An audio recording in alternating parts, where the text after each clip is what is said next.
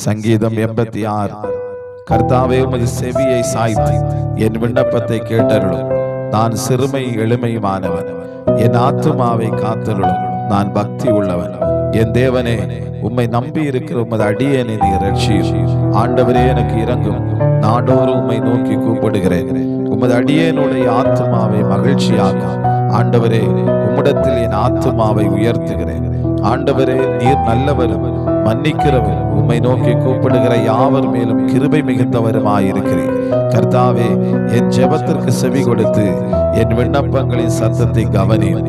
நான் துயரப்படுகிற நாளில் உம்மை நோக்கி கூப்பிடுவேன்.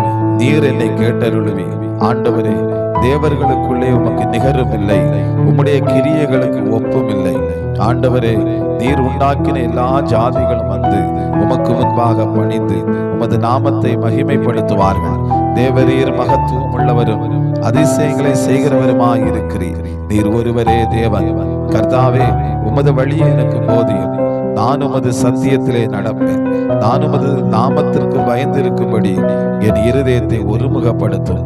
என் தேவனாகிய ஆண்டவரே, உம்மை என் முழு இருதயத்தோடும் துதித்து உமது நாமத்தை என்றென்றைக்கும் மகிமைப்படுத்துவேன்.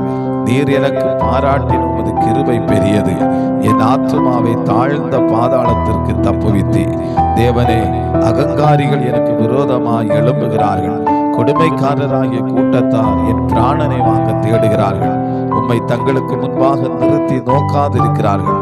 ஆனாலும் ஆண்டவரே, நீர் மன உருக்கமும் இரக்கமும் நீடிய பொறுமையும் பூரண கிருபையும் சத்தியம் உள்ள தேவன். என் மேல் நோக்கமாகி எனக்கு இரங்கும். உமது வல்லமை உமது அடியானுக்கு அருளி உமது அடியாளின் குமாரனை இரட்சியும்.